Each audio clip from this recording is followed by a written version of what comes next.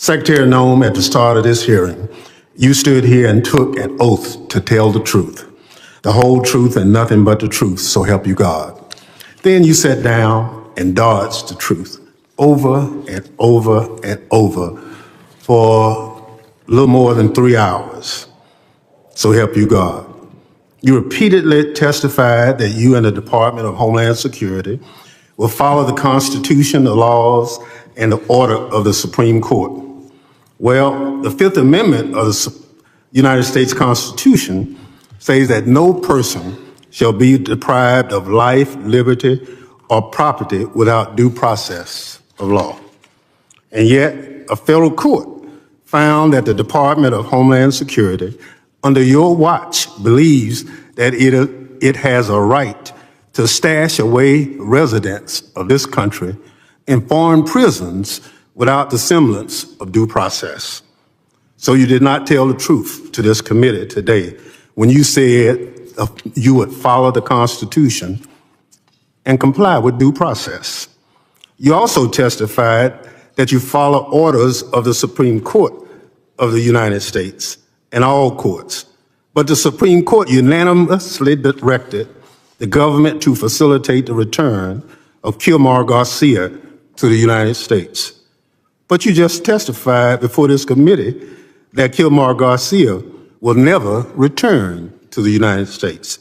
So you didn't tell the truth to this committee again when you said that you comply with court orders and decisions.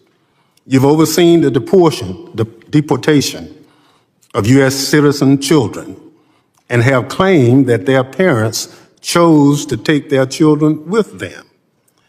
But you produce no evidence that the mother, let alone both parents of those children, freely gave consent to have their children deported from the United States.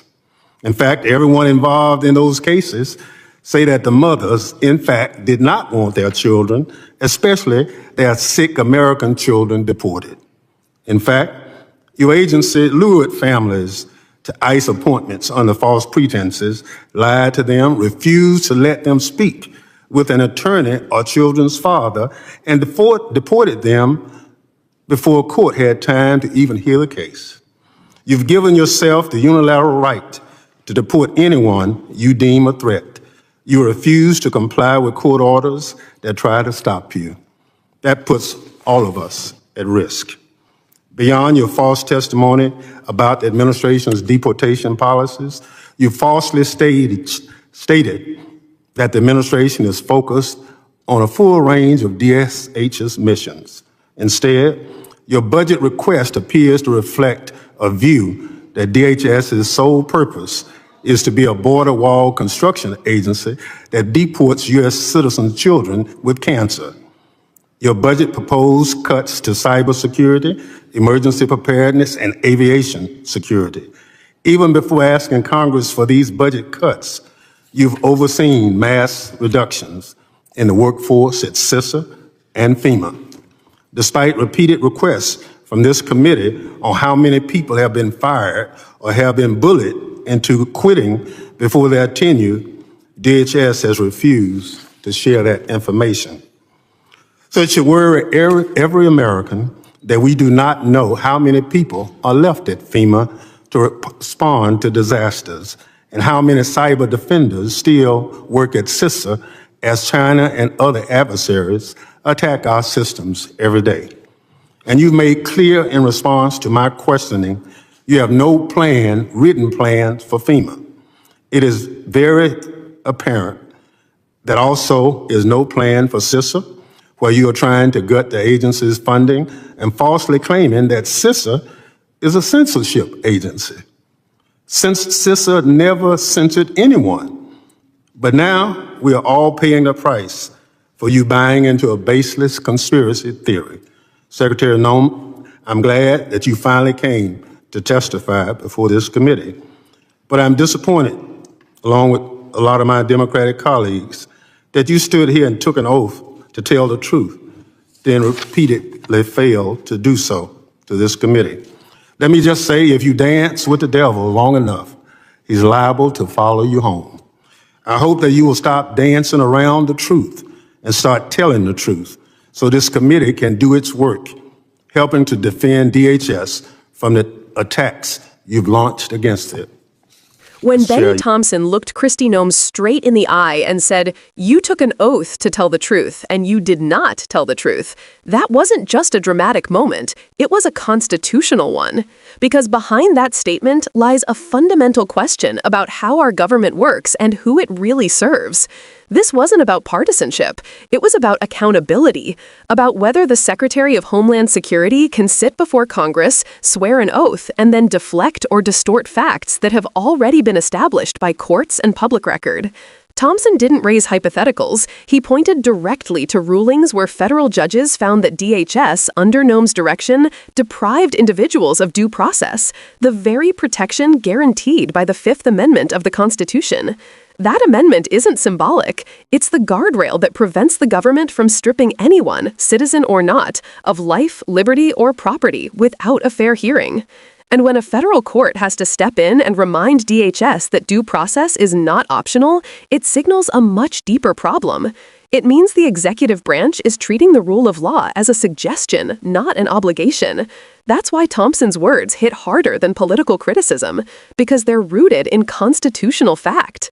He reminded everyone watching that the Supreme Court unanimously ordered the government to return Kilmar Abrego Garcia to the United States after his deportation was found unlawful.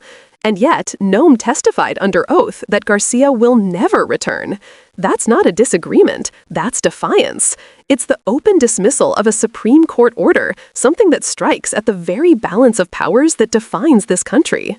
Thompson then drew the line between dishonesty in testimony and real-world damage. He described how DHS has overseen deportations of U.S. citizen children, including those with serious health conditions, and justified it by claiming parents chose to take them, even when those parents say the opposite. Families were reportedly lured to ICE check-ins under false pretenses, denied lawyers, and deported before judges could intervene. That's not a bureaucratic mistake. That's a betrayal of due process. And beyond a moral outrage, there's the structural collapse. Thompson exposed that while these constitutional violations play out, DHS under Noem has been gutting critical agencies like FEMA and CISA, the same institutions responsible for disaster response and cyber defense. He asked a simple, chilling question. How can a department claim to secure the homeland when it's hollowing out the very agencies designed to protect it? It's not just about mismanagement, it's about priorities. Because when leadership diverts resources from cyber and emergency preparedness to headline-grabbing enforcement, America becomes more vulnerable, not safer. Every cyber defender who leaves CISA, every FEMA specialist pushed out or ignored, means less readiness for the next hurricane, the next ransomware attack, the next national emergency. And that's what makes this hearing so powerful. It's not just a clash of personalities, it's a clash of principles. Bennie Thompson wasn't asking for spin or partisan talking points. He was demanding truth, evidence, and respect for the Constitution. His closing line, "If you dance with the devil long enough, he's liable to follow you home," wasn't a metaphor for drama. It was a warning about what happens when leaders trade truth for loyalty and governance for propaganda. At its core, this moment is about the integrity of government. When an official can look Congress in the eye, swear to tell the truth, and then dismiss rulings from the highest court in the land, it means oversight isn't working, and democracy itself starts to buckle. That's why hearings like this matter. They remind us that transparency isn't optional, accountability isn't partisan, and truth, no matter how uncomfortable, is the foundation of any functioning democracy. If you care about the rule of law, if you believe that public service means telling the truth and upholding the Constitution, then don't tune out. Share this video. Subscribe to The Liberal Lens. Because the only way to counter disinformation and political manipulation is with fact-based analysis and real oversight.